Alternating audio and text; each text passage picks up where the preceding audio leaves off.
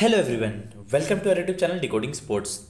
तो दोस्तों सभी को पता है कि एलएनआईपी और Indira Gandhi institute of physical education sports sciences का एंट्रेंस आपका सीयूटी यूजी के थ्रू हो रहा है।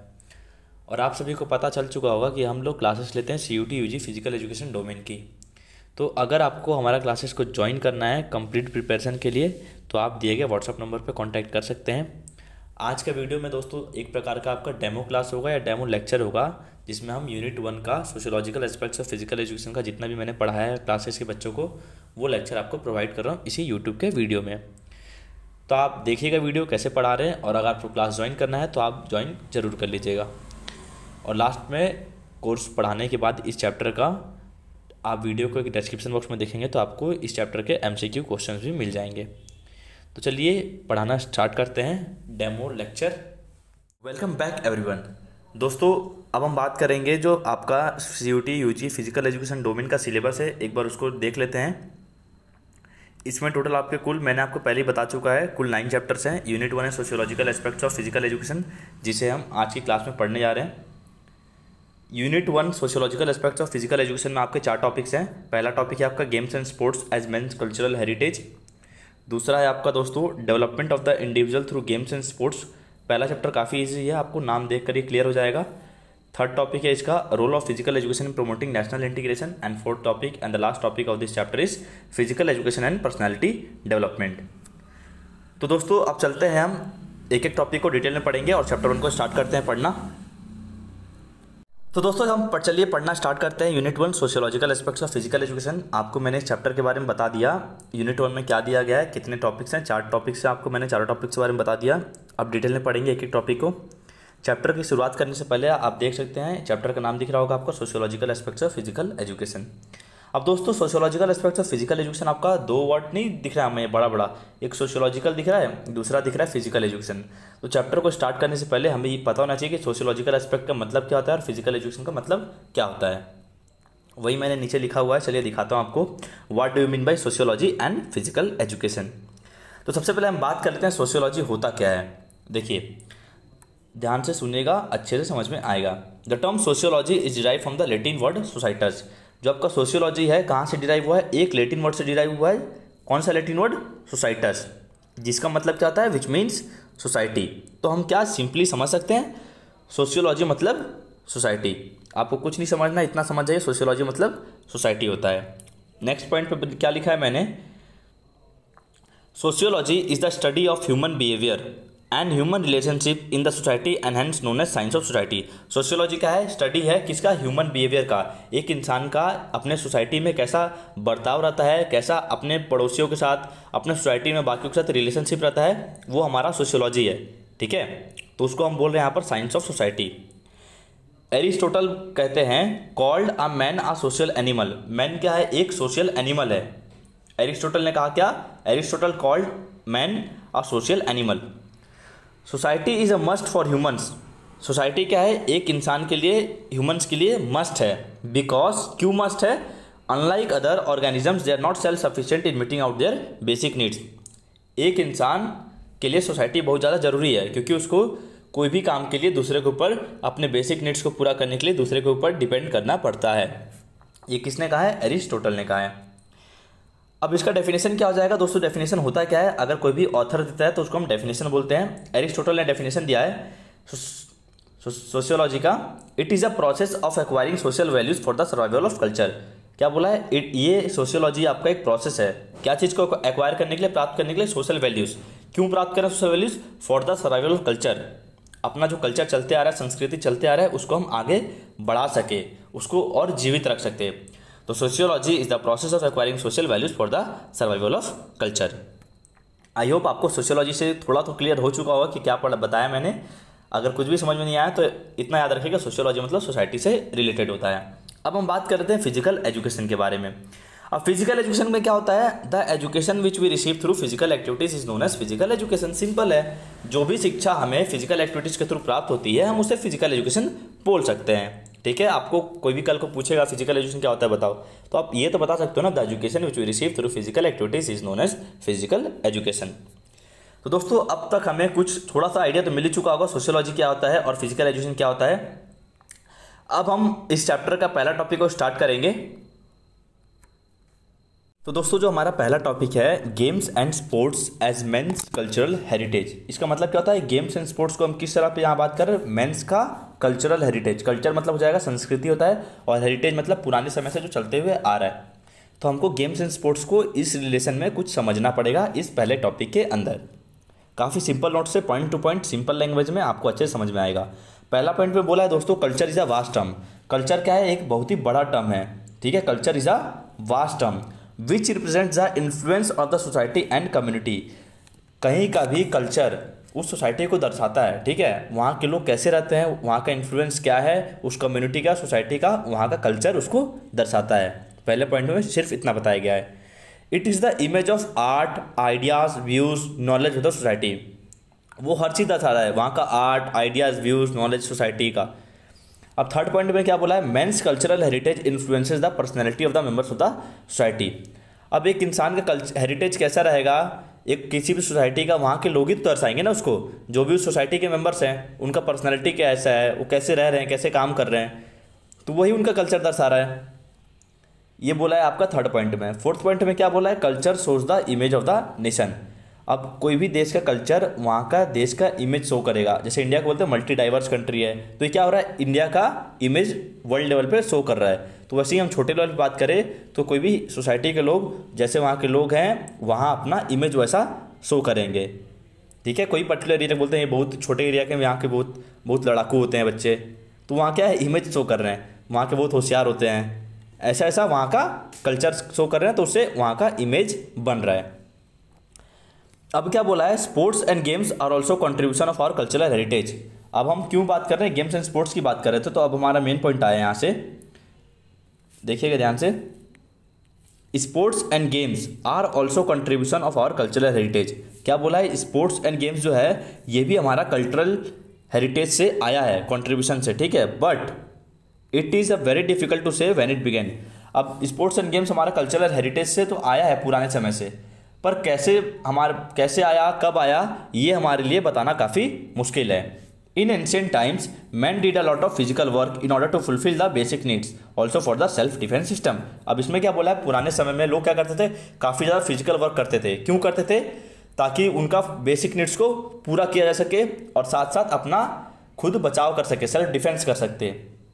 तो काफ़ी लोग पुराने टाइम में फिजिकल वर्क करते थे। नाउ अब क्या हुआ है? वही जो पहले करते थे, now this activities have taken the shape of competitions. तो जो पहले फिजिकल वर्क कर करके अपने बेसिक जो ज़रूरतों को पूरा करने के लिए करते थे, सेल्फ डिफेंस के लिए करते थे, अब यही सब एक्टिविटीज़ एक कॉम्पिटिशन का रूप ले चुकी है। Games and sports spread all over the world exhibiting the cultural habits. तो गेम्स एंड स्पोर्ट्स पूरे वर्ल्ड में अभी फैला हुआ है और वहाँ का अलग अलग देशों का कल्चर हैबिट शो करता है and customs and promote a sense of cooperation, friendliness and team spirit. तो ये क्या उनका प्रमोट कर रहा है? उनका cooperation, friendliness attitude and team spirit. I hope यहाँ तक सारे पॉइंट्स क्लियर होंगे। अब हम बात करेंगे कुछ कंट्रीज़ के बारे में जिन्होंने काफ़ी ज़्यादा गेम्स को लाने में अपना योगदान दिया। इंडिविजुअली बात करेंगे अलग अलग कंट्रीज़ की। The countries which contributed in the games. सबसे पहले हम बात किसी करें? ग्रीस की, ठीक है। ग्रीस का काफ़ी बड़ा योगदान रहा है, देखते हैं क्या योगदान रहा है इन शॉर्ट में। Greece as the oldest civilisation. Greece का दोस्तों काफ़ी पुरानी सभ्यता है, ठीक है। It had contributed a lot towards the progress of science, art, literature and sports. Greece ने खाली स्पोर्ट्स में कॉन्ट्रीब्यूशन नहीं दिया, साइंस में भी दिया, आर्ट में भी दिया, लिटरेचर में भी दिया और साथ साथ स्पोर्ट्स में दिया है। Greek had many small states. Greek क्या था? बहुत छोटे छोटे राज्य थे वहाँ पे। जैसे अब दो राज्य की बात करें हम, एथेंस और स्पार्टा की। यहाँ पर एथेंस और स्पार्टा का नाम दिया गया क्योंकि काफ़ी फेमस स्टेट्स हैं।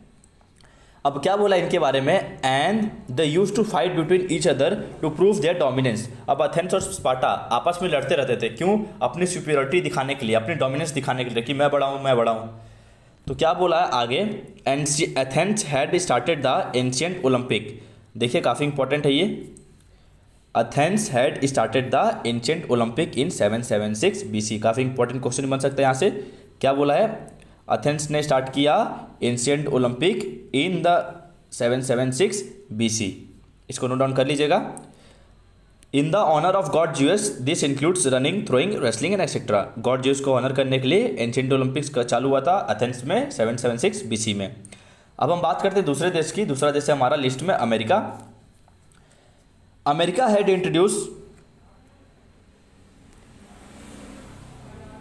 America had introduce many games like basketball, baseball, volleyball, rugby etcetera. America के बारे में गेम्स बता दिया आपको कुछ कुछ।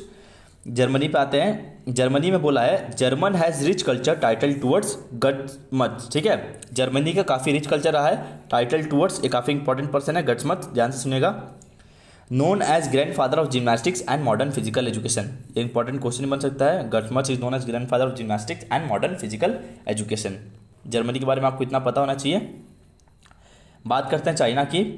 China has rich culture which has its roots in physical activities like judo, diving and table tennis etcetera. अब बात करते हैं इंडिया की। तो इंडिया में क्या बोला है, Indian history began from Indus valley civilisation. ठीक है, इंडस वैली सिविलाइजेशन से हमारी सभ्यता चालू हुई।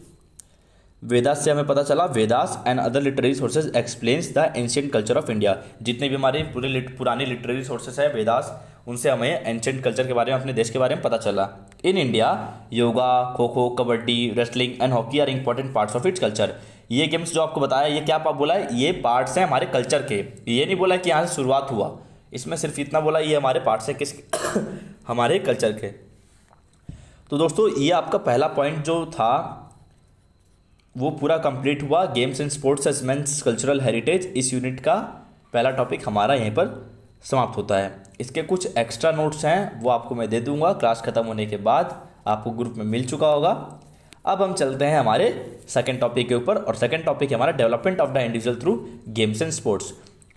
टॉपिक का नाम सुनकर ही क्लियर हो गया क्या आज पढ़ना है। डेवलपमेंट ऑफ द इंडिविजुअल मतलब एक इंसान की, पर्टिकुलर इंडिविजुअल की डेवलपमेंट कैसे हो रही है गेम्स एंड स्पोर्ट्स से। चलिए पढ़ते हैं यूनिट 1 के टॉपिक नंबर 2 को। तो दोस्तों जो हमारा सेकंड टॉपिक है development of the individual through games and sports, इसके अंदर पढ़ेंगे हम understanding how games and sports contribute in various ways toward development of an individual. Games and sports कैसे कंट्रीब्यूट करता है एक इंडिविजुअल को डेवलपमेंट करने के लिए। तो सबसे पहला पॉइंट आप देख सकते हैं, लिखा हुआ है games and sports help not only in physical fitness. Games and sports सिर्फ और सिर्फ फिजिकल फिटनेस में ही मदद नहीं करता है, बट ऑल्सो द साइकोलॉजिकल। अब साइकोलॉजिकल मतलब हो जाएगा आपके माइंड से रिलेटेड। ठीक है, इतना बस समझ लीजिए। Games and sports not only help in physical fitness but also the psychological, a combination of physical and psychological fitness. क्या बोल रहा है, फिजिकल और साइकोलॉजिकल फिटनेस का कॉम्बिनेशन क्या करता है, leads to an overall development of an individual. तो हमारा जो कॉम्बिनेशन बनाकर फिजिकल और साइकोलॉजिकल का क्या होता है, हमारा ओवरऑल डेवलपमेंट होता है किसी भी इंडिविजुअल का। पहला पॉइंट क्लियर है। आते हैं नीचे, सेकंड पॉइंट में क्या बोला है, games and sports help an individual to maintain a good shape and size of the body. Games and sports में अगर हम पार्टिसिपेट करेंगे कोई भी इंडिविजुअल, तो उसका बॉडी अच्छे से मेंटेन रहेगा, shape and size of the her body. Simple point है। They also help in the improvement of physiological capabilities of the various systems of the body. क्या बोला है, गेम्स एंड स्पोर्ट्स क्या को इंप्रूव करने में मदद करेगा, हमारे फिजियोलॉजिकल कैपेबिलिटीज़ को, हमारी जो फिजिकल क्षमताएं हैं उसको, अलग अलग सिस्टम्स के हमारे बॉडी के, उसको बढ़ाने में मदद करेगा। जितने भी हमारे सिस्टम्स है, इम्यून सिस्टम, जो भी सिस्टम है, सबको बढ़ाने में क्या कर रहा है, इंप्रूवमेंट करने में मदद कर रहा है गेम्स एंड स्पोर्ट्स। यहाँ फिजियोलॉजिकल बात कर रहा है, फिजियोलॉजिकल मतलब फिजिकल कैपेबिलिटीज़ की बात कर रहा है। ठीक है, कैपेबिलिटीज़ मतलब क्या होता है, क्षमताएँ होती है, हिंदी में बात करें तो। अब दोस्तों क्या बोला इसमें, games and sports affect not only the physical and physiological aspects of the body but also the psychological fitness। अब क्या बोल रहा है दोस्तों, गेम्स एंड स्पोर्ट्स हमारा सिर्फ और सिर्फ फिजिकल और फिजियोलॉजिकल एस्पेक्ट्स हमारे बॉडी पे काम नहीं करता है, बल्कि साइकोलॉजिकल फिटनेस की भी कोई चीज़ होती है। मतलब माइंड, साइकोलॉजिकल मतलब मैंने बताया ना माइंड से रिलेटेड, तो माइंड का भी कुछ फिटनेस को भी गेम्स एंड स्पोर्ट्स डेवलप करता है, साइकोलॉजिकल फिटनेस को। आगे क्लियर हो जाएगा इसके बारे में और अच्छे से। They help to improve the perception. अब परसेप्शन का मतलब क्या होता है, कोई भी चीज़ को हम कितना जल्दी समझ रहे हैं। ठीक है, परसेप्शन का मतलब ये होता है, they help to improve perception, कैसे हम कोई चीज़ों को समझ रहे हैं, the ability to understand something. They help to improve perception, emotional stability, motivation and intelligence of an individual. So games and sports हमारे ये सब भी इम्प्रूव करने में मदद करती है। आते हैं नीचे, they help the individual to bear stress and tension better. Games and sports हमें क्या मदद करता है, कोई भी इंडिविजुअल को स्ट्रेस और टेंशन को अच्छे से डील करना, बियर करना सिखाता है, मदद करता है उसमें। Therefore we can see the games and sports helps in the overall development of an individual. तो क्या हम ये कह सकते हैं कि games and sports overall development किसी भी इंडिविजुअल का करने में मदद करती है। Playing sports teachers lessons of life. अब खेल कूद में हिस्सा लेना हमारे ज़िंदगी का बहुत बड़ा हमको सिखाता है, कैसे हमें रहना है, कैसे किसी से बात करना है, बहुत सारे लेसन सिखाता है ज़िंदगी में, ठीक है, जो हमारे आगे पूरे जीवन भर काम आते ही हैं। अब ऐसे कुछ क्या लेसन्स हैं, जैसे टीम वर्क सिखाता है, अकाउंटेबिलिटी का मतलब दोस्तों हो जाता है आपका रेस्पॉन्सिबल, जिम्मेदारी लेना, ठीक है, self confidence, responsibility and self discipline. ये सब छोटे छोटे क्वालिटीज़ हैं जो छोटे छोटे हमारा पूरा लेसन्स के लाइफ देता है गेम्स एंड स्पोर्ट्स। और दोस्तों कुछ क्वालिटीज़ हैं जो ओवरऑल डेवलप करने में मदद करता है, जैसे कि physical development, mental development, social development, emotional development and neuromuscular coordination. तो गेम्स एंड स्पोर्ट्स हमारे ये सारे चीज़ों को डेवलप करने में मदद करता है। अब फिजिकल डेवलपमेंट मतलब आपको पता चल गया फिजिकल से रिलेटेड, मेंटल मतलब माइंड से रिलेटेड, सोशल मतलब हम अपने समाज में कैसे घुल मिल कर रह रहे हैं उसको हमारा इंप्रूव करता है। इमोशनल डेवलपमेंट मतलब आपको मान लो आपका कोई गेम चल रहा है, आपको अपने हार में अपने दिमाग को कैसे कंट्रोल करना है, आपको जीत हो गया तो अपने इमोशंस को कैसे कंट्रोल करना है, ये भी हमारा कौन इंप्रूव करता है, गेम होता है ना। और न्यूरोमस्कुलर कोऑर्डिनेशन की बात करें तो आपके न्यूरॉन्स और आपके मसल्स का क्या कोऑर्डिनेशन बैठाता है। जैसे मान लो आपका क्रिकेट मैच चल रहा है, अब किसी प्लेयर ने शॉट मारा, आपको तरफ से बॉल आ रही है, आपको दिमाग में आएगा ना कि बॉल मेरे पास कितना तेज आ रहा है, मुझे कैच करना है तो कितना तेज़ी से जाना पड़ेगा। आप हाथ फिर एक्सटेंड करेंगे, अपना हैंड को एक्सटेंड करेंगे ना, तो आपका दिमाग आपका बोलेगा किसको, हैंड को बोलेगा ना, मसल को बोलेगा, तो मसल आपका एक्सटेंड करेगा। तो क्या कर रहा है, न्यूरॉन और मसल के बीच में कोऑर्डिनेशन बैठा रहा है। तो ये हो गया न्यूरोमस्कुलर कोऑर्डिनेशन भी पॉइंट। दोस्तों इसी के साथ हमारा सेकेंड टॉपिक जो है ख़त्म हुआ। गेम्स एंड स्पोर्ट्स कैसे मदद करती है एक इंसान को डेवलप करने में, development of individual through games and sports. I hope आपके अच्छे से समझ में आ रहा होगा। अब हम बात करेंगे हमारा जो थर्ड टॉपिक है, role of physical education in promoting. तो दोस्तों जो हमारा थर्ड टॉपिक है, role of physical education in promoting national integration, इसका मतलब आपको दोस्तों पढ़ के क्लियर हो जाएगा फिजिकल एजुकेशन का क्या रोल रहता है, क्या चीज़ को प्रमोट करने में, नेशनल इंटीग्रेशन मतलब एक देश के एकजुटता को प्रमोट करने में फिजिकल एजुकेशन का क्या इंपॉर्टेंट रोल रहता है। अब इसमें लिखा क्या है मैंने, national integration means unity of nation. National integration मतलब एक देश की यूनिटी की बात कर रहा है, ठीक है, means unity of nation. Physical education plays an important role in building it. Physical education काफ़ी इंपॉर्टेंट रोल प्ले करता है इसको बिल्डअप करने में। अब कैसे करता है, अब हम नीचे पढ़ेंगे। National integration includes feeling of brotherhood, friendship and oneness. अब नेशनल इंटीग्रेशन के अंदर क्या क्या आता है, भाईचारा, फीलिंग ऑफ ब्रदरहुड, ठीक है, फ्रेंडशिप एंड वननेस। अब नेक्स्ट पॉइंट में देखते हैं, when the people of different countries participate in games and sports and visit another district. क्या बोला है, जब when the people of different countries, जब अलग अलग देश के लोग क्या चीज़ में गेम्स एंड स्पोर्ट्स में पार्टिसिपेट करते हैं और कहीं और दूसरे देश में जाते हैं खेलने, they came across a different ways of living. वहाँ पे जाते हैं दूसरे देश में तो वहाँ के लोगों का देखते हैं कि अलग अलग तरीका होता है रहने का, वहाँ के कस्टम्स अलग होते हैं, वहाँ का रिलीजन अलग होता है, ट्रेडिशन अलग होता है, वहाँ की भाषा अलग होती है, वहाँ लोगों के खाने का तरीका अलग होता है, वहाँ के लोगों का मान्यताएं अलग होती हैं, बिलीफ्स अलग होती हैं, एक्सेट्रा। ये तो खाली जाने की बात हुई। अगर in sports camp players come from different states, अगर हम छोटे लेवल पर बात करें स्पोर्ट्स कैंप में तो क्या होता है, प्लेयर अलग अलग स्टेट्स, नेशनल कैंप लगा हुआ मान लो इंडिया का, ठीक है, तो अलग अलग स्टेट से प्लेयर आ रहा है। Sports camp players come from different states, live together, साथ में रहते हैं, practice to participate in one game, practice करते हैं साथ में, किस लिए करते हैं, ताकि वो एक टीम के लिए, एक टीम की तरफ से खेल पाए, ठीक है, सब एकजुट होकर प्रैक्टिस करते हैं ना, ताकि एक टीम के लिए खेले। By living and working together and exchange ideas, habits and etcetera. तो ये सब करके क्या करते हैं, अल्टीमेटली नेशनल इंटीग्रेशन ही तो प्रमोट कर रहे हैं ना, सिंपल है। आगे देखते हैं क्या लिखा हुआ है इसमें, games and sports attract people from all over the world. Games and sports तो दोस्तों आकर्षित करता ही है पीपल्स को पूरे विश्व के और nation. Social qualities such as patience, अब यहाँ पर बात करें कुछ सोशल क्वालिटीज़ की, जैसे कि patience, cooperation, sympathy etcetera are develop. तो इससे क्या होता है, हमारा patience, cooperation, sympathy etcetera develop होता है। अब दोस्तों यहाँ पर आपको दिख रहा होगा एक वर्ड सिंपैथी और एक होता है दोस्तों, और एक वर्ड होता है एम्पैथी, ठीक है। यहाँ पर बात करें सिंपैथी और एक होता है एम्पैथी। अब मान लो दोनों का मतलब डिफरेंस बता दे रहा हूँ, आपको पता होना चाहिए। सिंपैथी मतलब होता है, मान लो कोई गड्ढे में गिरा हुआ है, ठीक है, तो आप देख रहे हो उसको, बोल रहे यार वो गड्ढे में गिर गया, ठीक है, आप दुखी जता रहे हो उसके लिए, सिंपैथी गेन कर रहे हो। ये हो गया सिंपैथी। अब हम बात करें इम्पैथी की, तो देख रहे हैं यार वो गड्ढे में गिरा हुआ है, अब मुझे यार मैं उस गड्ढे में होता तो उस जगह पर मेरे साथ क्या बीतता, चलो मैं उसकी मदद करता हूँ। ये हो गया हमारा इम्पैथेटिक एटीट्यूड, क्योंकि आप अपने आप को उस सिचुएशन में रखकर सोच रहे हैं अगर मैं यहाँ पे गड्ढे में गिरा होता तो मेरे साथ क्या बीतता। तो ये दोस्तों सिंपैथी और एम्पैथी का डिफरेंस है, आपको पता होना चाहिए, बस मैंने ऐसे ही बताया। Etcetera develop.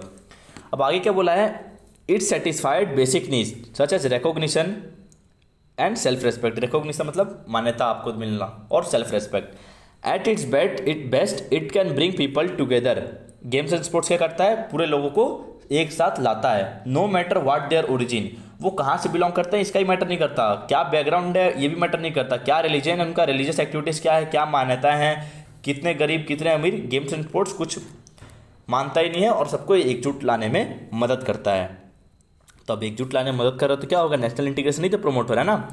तो क्या बोला आगे, physical education provides a common platform where they forget. Physical education क्या करता है, एक हमको एक कॉमन प्लेटफॉर्म प्रोवाइड करता है, where they forget all their differences. It plays very important role in bringing about national unity. तो ये हमारा मिलाकर सब नेशनल यूनिटी लाने में मदद करता है। मान लो मैं क्लास ले रहा हूँ, ठीक है, पूरे इंडिया के बच्चे पढ़े हुए हैं इसमें, तो ये फिजिकल एजुकेशन की क्लास ले रहा हूँ ना, तो अलग अलग जगह के बच्चों को मैं साथ पढ़ा रहा हूँ, तो क्या हो रहा है, एक यूनिटी टाइप भी ला रहा हूँ ना फिजिकल एजुकेटर्स के बीच में। तो ऐसे ही आप कुछ समझ सकते हैं। इस टॉपिक को भी काफ़ी ईजी था, आई होप आपको समझ में आ चुका होगा। अब इस चैप्टर के लास्ट टॉपिक चलेंगे, physical education and personality development. तो दोस्तों हमारा जो लास्ट टॉपिक है ये है physical education and personality development. आप देख सकते हैं physical education and personality development दोनों आपका अलग अलग टर्म है, ठीक है। फिजिकल एजुकेशन अलग टर्म है और पर्सनैलिटी डेवलपमेंट अलग टर्म है। दोनों को हमको एकजुट करना है, मतलब ये पढ़ना है कि हमारा फिजिकल एजुकेशन कैसे एक इंसान का पर्सनैलिटी को डेवलप करने में मदद करना है। इस टॉपिक के अंदर हमें सिर्फ यही पढ़ना है। तो क्या लिखा हुआ है, the role of physical education in development of personal qualities like an individual attitude, discipline, helpfulness, team spirit, patience, unity and friendship etcetera. तो हमें ये क्वालिटीज डेवलप करता है हमारा फिजिकल एजुकेशन, जैसे इंडिविजुअल का एटीट्यूड बनाता है, उनको डिसिप्लिन करना सिखाता है, हेल्पफुलनेस हेल्पिंग नेचर बढ़ाता है, टीम स्पिरिट लाता है, पेशेंस लाता है, यूनिटी लाता है, फ्रेंडशिप लाता है, और ऐसे कई सारी क्वालिटीज़ भी लाता है।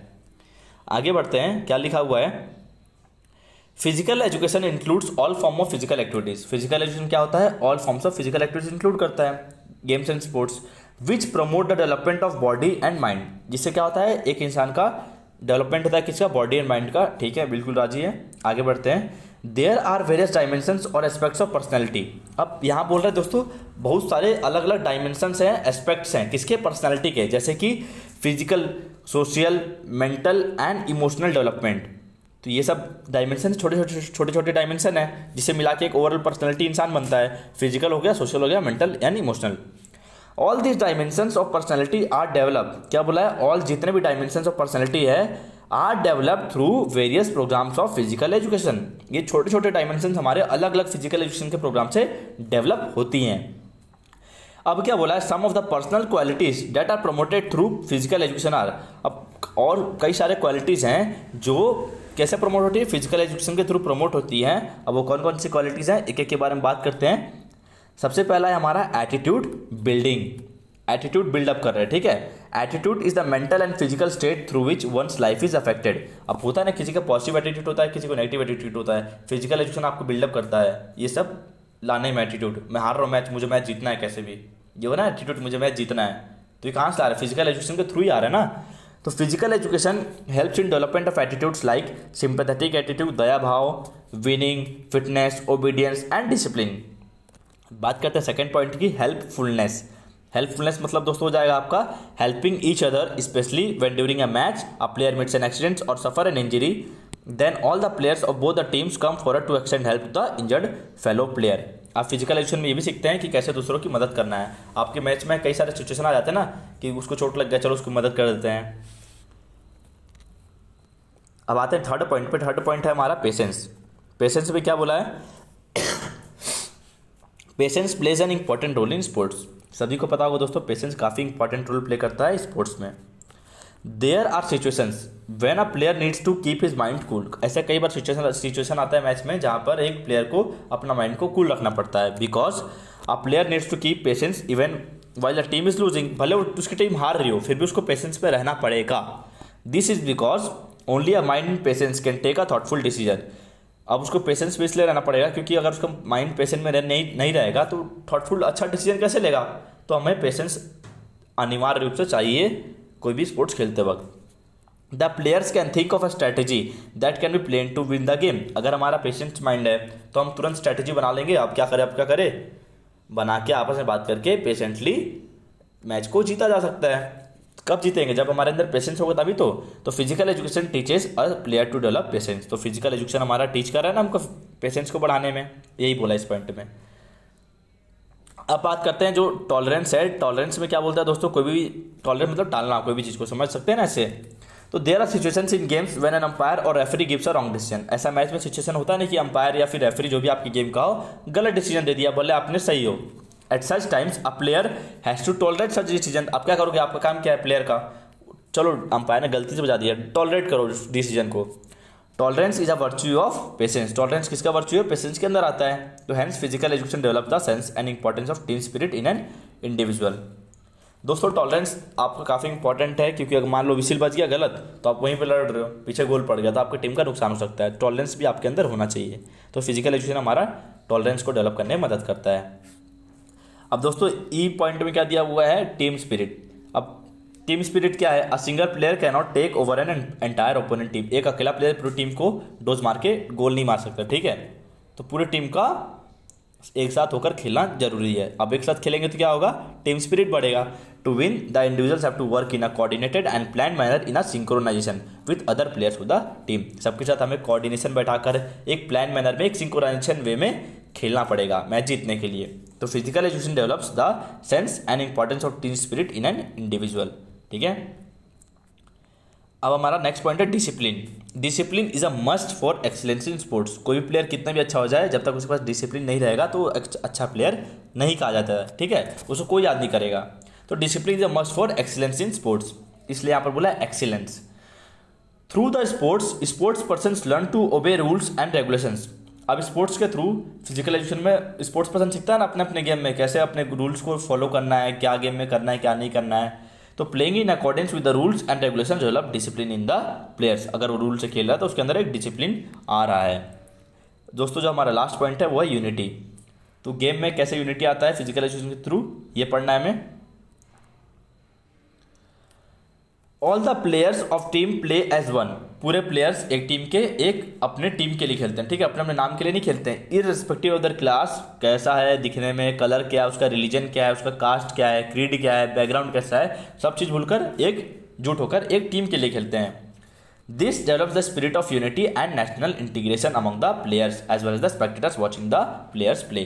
तो ये प्लेयर्स के आपस के बीच में यूनिटी ला रहा है, एक और जो भी देख रहा है उसके बीच में यूनिटी ला रहा है, और एक नेशनल इंटीग्रेशन प्रमोट कर रहा है, मतलब देश में एकजुटता प्रमोट कर रही है। दोस्तों तो ये हमारा 4th पॉइंट भी खत्म हो चुका है इस फर्स्ट चैप्टर का। अब हम आगे सॉल्व करेंगे इस चैप्टर के MCQs, ठीक है। तो ये सॉल्व करेंगे हम कल के क्लास में, MCQs on sociological aspects of physical education. See you in the next class. That's all for today, bye bye.